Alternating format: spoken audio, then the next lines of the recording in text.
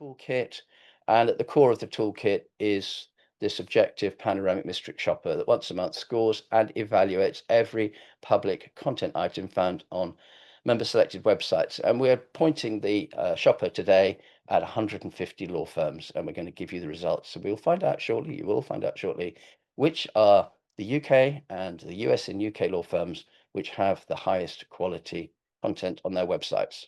That's really exciting. Those individual content item scores are averaged, and then that creates the overall score. And that's also used not just for these rankings, but also can be used for competitor comparisons, which is really interesting too. So lastly, we're saying that you can actually look at all the scores for your own firm, and then you can make adjustments to improve your position in the rankings. In other words, you can actually take control of your pretty significant investment in thought leadership.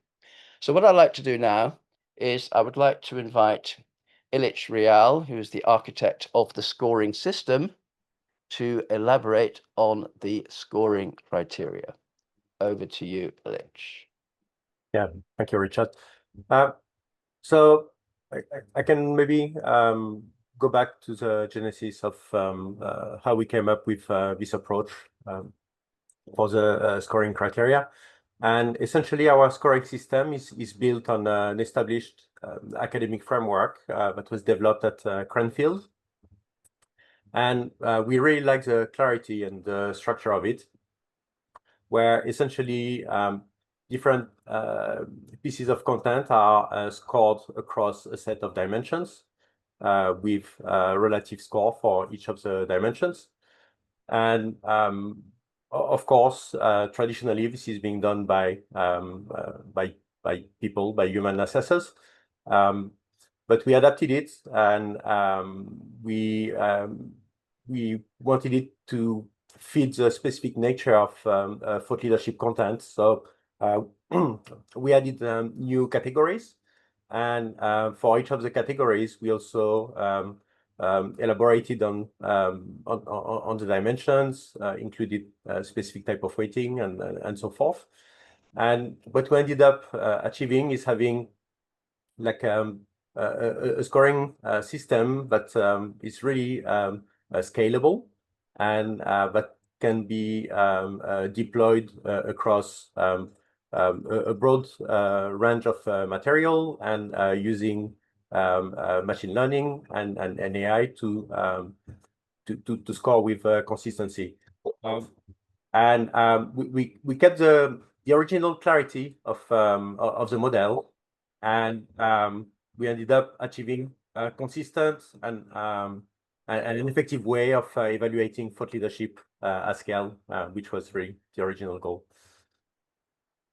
Oh, thanks very much, Illitch, and that was really interesting. Again, just looking at those quick frameworks that we have. So what I want to do is basically now move on and actually start the process. So here we are, the Thought Leadership Open Rankings, and I would like to introduce Olivia Magnelli, who is going to talk to us a little bit about the process by which Williams-Lee decided to support these rankings. Over to you, Olivia. Thanks, Richard. So at Williams-Lee by RRD, we felt that this tool was going to really add value to marketeers as it allows them to take control of their website content, as well as enhance the client experience by featuring their highest quality and most relevant articles. Firms can focus on strategic alignment of key messages and thought leadership ROI. There's nothing quite like this available, and it really has the potential to change how we think about website content, competitor analysis, and frontline briefings. Of course, we also thought it would be fascinating to see the results, and I'm looking forward to announcing the winners. Fantastic. So let's move on. So let's just look at the stats first of all. Let's just understand what are the stats that are coming through. So we have processed, or the machine has processed, the mystery shopper, as I prefer to call it, has processed 150 firms. Each of those firms has 5,148 content items on average, which is a total of more than 750,000. So it's a rather large number of content items just from 150 firms. The average score, all firms, was 68.6.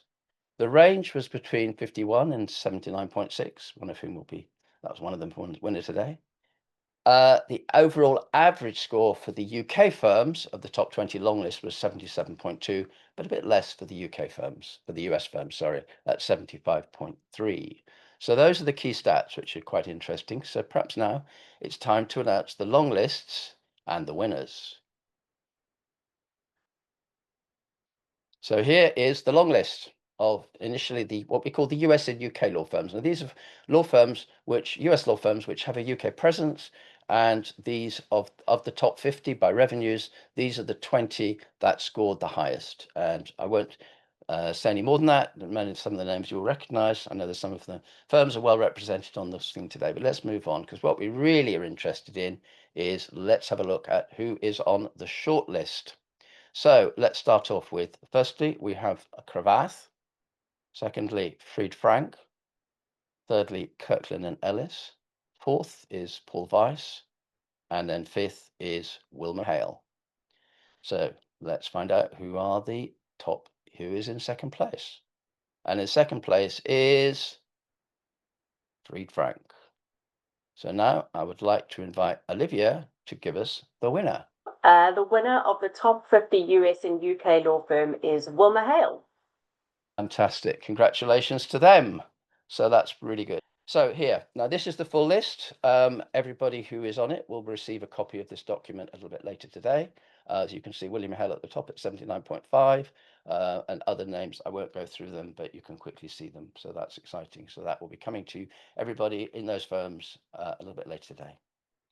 So now we're doing the top 100 UK law firms. Same process applies. So first of all, we've got a list of the firms which are out of the top 100 this time. These are the ones which are actually coming in as those with top 20 in terms of highest quality of content on their websites.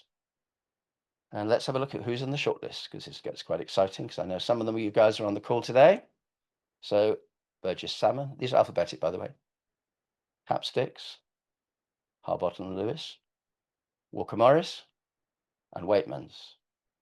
So now let's move on. So who is in second place? And in second place is, pause for effect, Burgess Salmon. So congratulations to them. And over to you, Olivia, to announce the winner. I am delighted to announce that the winner of the top 100 UK law firm is Harbottle and Lewis.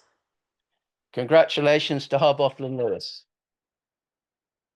Harbottle and Lewis are brilliant in terms of 79.6. What some of you will notice, though, is that of the top 100 firms, they are number 100 in terms of revenues, and how few of the top 20 firms appear in that list of the top 20. I don't know exactly why that may be, but I thought that was one of the more interesting things that emerged from this particular exercise. So over to me now. Let's just move on. So what I really wanted to do is just quickly talk a little bit about why have we been doing this exercise, and also what else comes from it. You think about it, we've got this panoramic mystery shopper. It scores and evaluates every content item on a website, and the actual toolkit that allows that to happen will be available shortly. But the things that it helps you to do is enhances client conversations, cross-selling, and just-in-time learning. Great for the BD team. It's essential contributor business plans, ROI, and board discussions, which is really key for the CEO and board. Helps marketing keep control of their content and clarity over optimal positioning, and HR over recruitment and retention through alignment of messages. So what it's really talking about is, here's a great way to put a significant boost to partner profits.